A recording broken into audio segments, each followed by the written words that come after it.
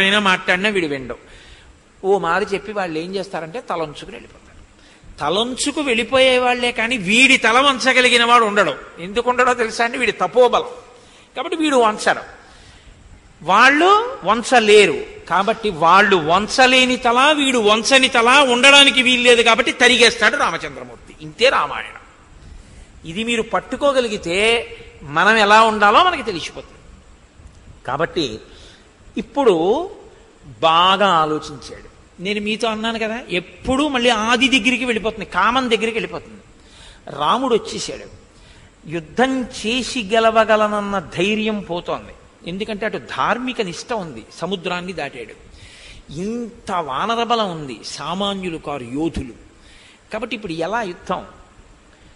ఇప్పుడు రాముడు ఎందుకు వచ్చాడు యుద్ధానికి? సీతమ్మ కోసం వచ్చాడు.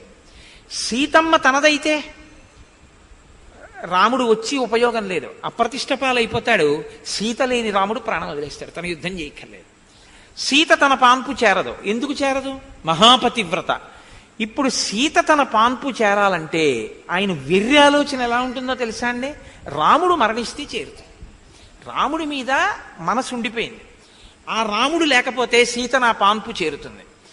కాబట్టి రాముణ్ణి నేను చంపలేను, కానీ రాముడు చనిపోయాడని సీతని నమ్మిస్తే, వక్రమైన ఆలోచన దగ్గర నిలబడ్డం మొదలైందనుకోండి, అది చిలవల పలవలవుతుంది. ఆలోచన అన్నది ఏమిటో తెలుసా అండి? పాదు లాంటిది. మీరు ఒక విషపు పాదు తీసుకొచ్చి పెట్టారనుకోండి, అది ఎక్కుతుంది పందిరి. మీరు సన్నజాజి పందిరి పెట్టారనుకోండి, అది ఎక్కుతుంది పందిరి. మీరు అరణ్యంలో ఎప్పుడైనా చూశారో లేదో, మూకాంబికా క్షేత్రం దగ్గర నుంచి శృంగేరి వచ్చేటప్పుడు ప్రత్యేకించి మన భోగస్థానం ఏమిటది, గోవా దగ్గర నుంచి గోకర్ణం వచ్చేటప్పుడు మీరు రోడ్డు పక్కన చూస్తే మహావృక్షాలు, ఎన్ని తీగలు లతలు అల్లుకుపోయి ఉంటాయో, అసలు చెట్ల కొమ్మల్ని చెట్లు కనపడవు, అంతగా అల్లుకుని ఉంటాయి. అల్లుకోవడం దాని లక్షణం.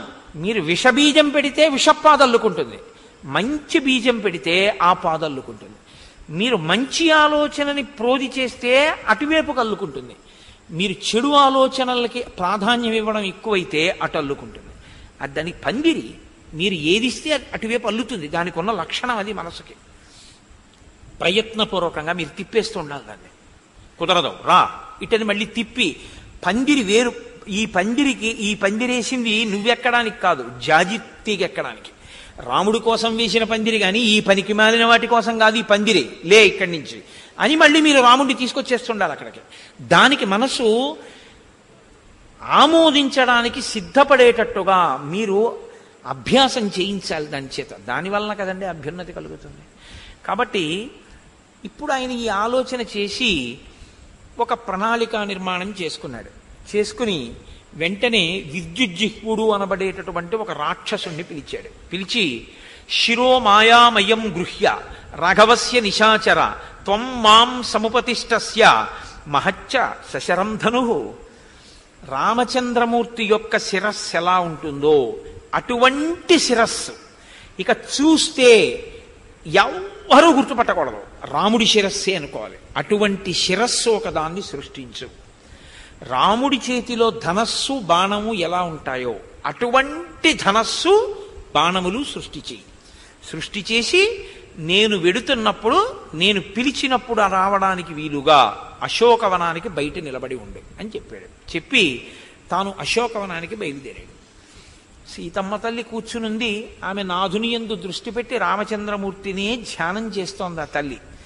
ఆవిడ దగ్గరికి వెళ్ళి అన్నాడు, కరహంతా సతే భర్త రాఘవ సమరేహత. ఈ మాటతో ప్రారంభించాడు. అంటే నేను నిన్ను అపహరించి తీసుకొస్తే నిన్ను రక్షించడానికి వచ్చిన రాముడు నిహతుడయ్యాడు అనడం.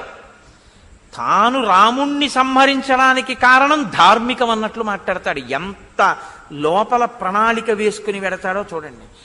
ఆడదాని మనసు మభ్యపెట్టడం అన్నదానికి ఎవడైనా ఒక గొప్ప అధ్యాపకుడు అంటూ ఉంటే రావణాసురుడే.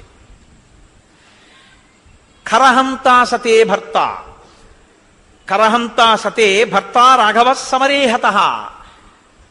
అక్కడ దండకారణ్యంలో 14,000 మంది కరదూషణాదులన్న రాక్షసుల్ని సంహరించిన రాముడున్నాడే, ఆయన సంహరింపబడ్డాడు.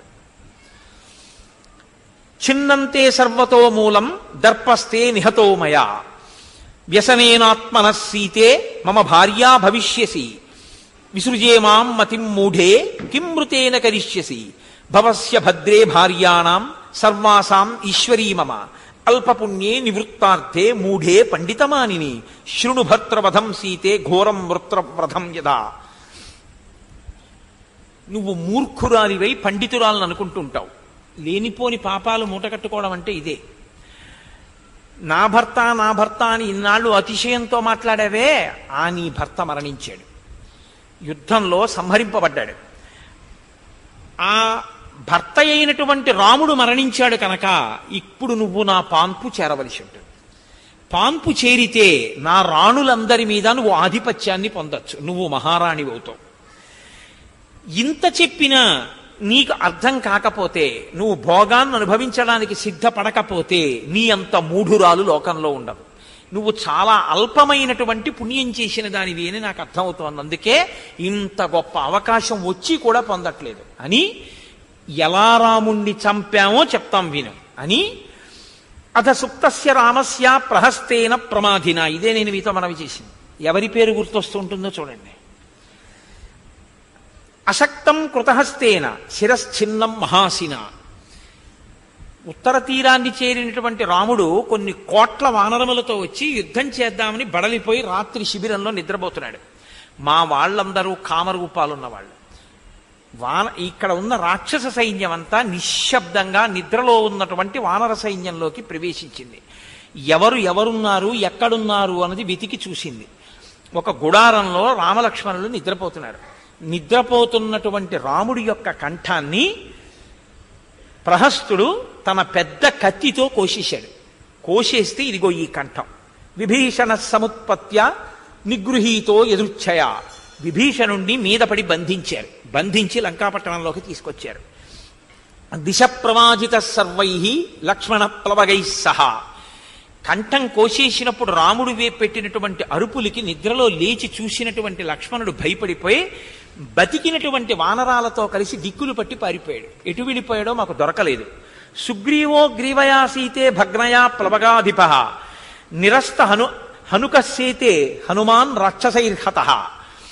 సుగ్రీవుడు గ్రీవము లేనివాడైపోయాడు, కంఠం తీసేశారు.